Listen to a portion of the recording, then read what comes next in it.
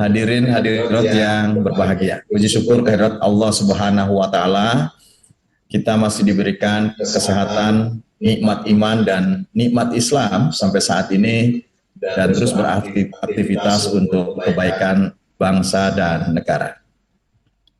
Pertama, selamat datang di Majelis Nasional Kahmi yang kami sebut ini adalah Kahmi Center, yang tentu dengan berbagai kekurangan dan kelebihannya, beginilah Kahmi Center. Saya sudah 20 periode menjadi presidium di Majelis Nasional Kahmi. Mohon maaf kalau belum bisa berkontribusi secara maksimal untuk keberadaan kantor Kahmi ini. Yang kedua, ruangan ini adalah ruangan yang menjadi kekuatan besar, merumuskan banyak hal yang ini menjadi kebijakan negara. Ini adalah ruangan yang seringkali kami gunakan untuk melaksanakan berbagai kegiatan yang merespon terhadap isu-isu dan terhadap berbagai persoalan berbangsa dan bernegara. Kami juga di sini mendiskusikan bagaimana bangsa ke depan agar bisa lebih baik. Yang ketiga, ruangan ini juga digunakan untuk berbagai aktivitas di Majelis Nasional Kahmi yang tentu baik memberikan dampak positif ke dalam maupun keluar.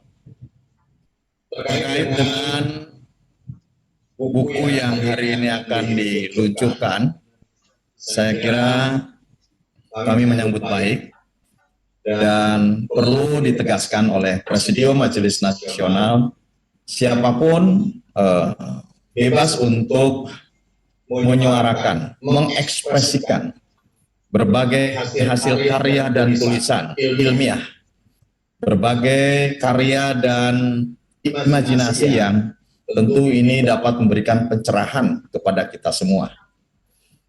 Tidak terkecuali hari ini, dengan buku Anies Baswedan sebagai Sang Perubahan, tentu ini menjadi hal yang positif. Kita bisa menangkap berbagai ide dan gagasan penulis dengan menyajikan berbagai situasi dan kondisi seseorang untuk menuju kepada tujuan bersama sebetulnya.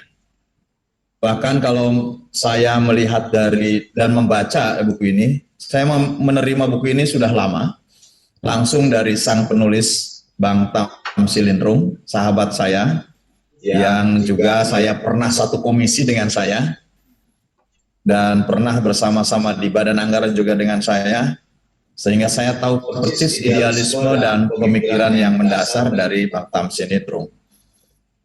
Bagaimana mengangkat Anies sebagai sosok perubahan yang membawa semangat. Sebetulnya kalau melihat misalkan di dalam halaman 3, Anies dijegal rakyat berontak. Menurut saya ini adalah sebuah gambaran bahwa ada kehendak rakyat yang besar, dan tentu dalam sebuah negara yang menganut sistem demokrasi, semestinya memang demokrasi dibuat sedemikian terbuka sehingga rakyat dapat melakukan ekspresinya atau dapat mengekspresikan berbagai harapan dan keinginannya secara bebas, secara luas, namun juga terbatas oleh etika dan peraturan yang berlaku di negara kita. Dan saya yakin betul bahwa kita tidak akan menabrak rambu-rambu sepanjang bahwa demokrasinya betul-betul dibuka secara sehat. Kemudian juga menyajikan tulisan terkait dengan bagaimana fenomena Anies dan gerilya oligarki. Kita tahu ya bahwa negara ini sedang tidak baik-baik saja. Nah, kalau negara sedang tidak baik-baik saja, menjadi tanggung jawab siapa? Ya menjadi tanggung jawab bersama. Dan tentu negara akan menjadi baik jika pemimpinnya memiliki kapasitas, kapabilitas, integritas, dan kemampuan untuk membawa bahwa negara ini milik kita semua. Negara adalah milik rakyat Indonesia seutuhnya, sehingga tidak mengedepankan terhadap kelompok-kelompok tertentu yang pada akhirnya justru hajat hidup masyarakat banyak dikorbankan ataupun ditinggalkan.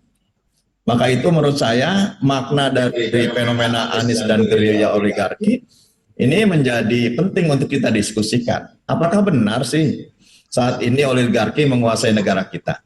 Saya tidak berhak mengambil kesimpulan karena sebaiknya forum yang baik ini bisa sama-sama memberikan pencerahan terhadap persoalan oligarki ini.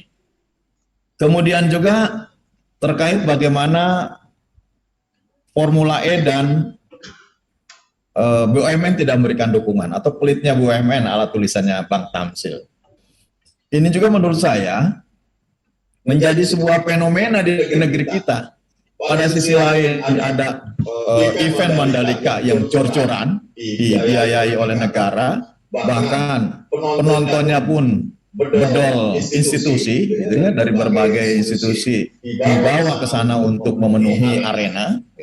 Tapi pada sisi lain tidak satu pun untuk memberikan dukungan terhadap Formula E yang pada saat yang sama negara kita sedang mempromosikan terkait dengan mobil listrik.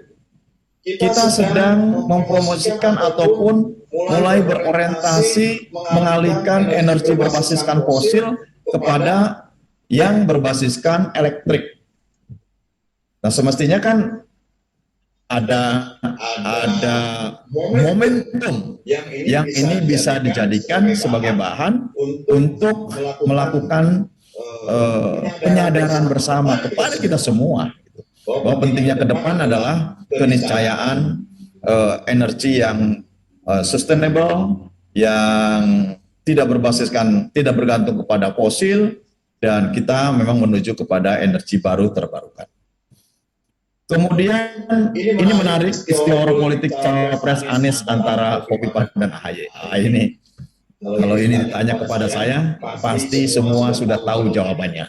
Pikiran saya akan kemana. Tetapi ini biarkanlah mengalir nanti Bang Profesor Husni Umar bisa membahas atau Prof. Siti Juhro juga bisa mendalaminya, atau Bang Tamsil barangkali bisa mengekspresikan sebetulnya mana yang lebih pantas. Karena kalau jawabannya kepada saya, pasti jelas, jawabannya lebih jelas dan lebih pasti. Kemudian, nah ini yang penting juga barangkali ditulis di dalam buku ini halaman 32, mewaspadai skenario jahat penundaan pemilu yang terus dikampanyekan sampai hari ini, masih dikampanyekan sampai hari ini. Dan sebagai negara hukum, sebagai negara yang berlandaskan konstitusional, tentu kita ini bukan negara kekuasaan.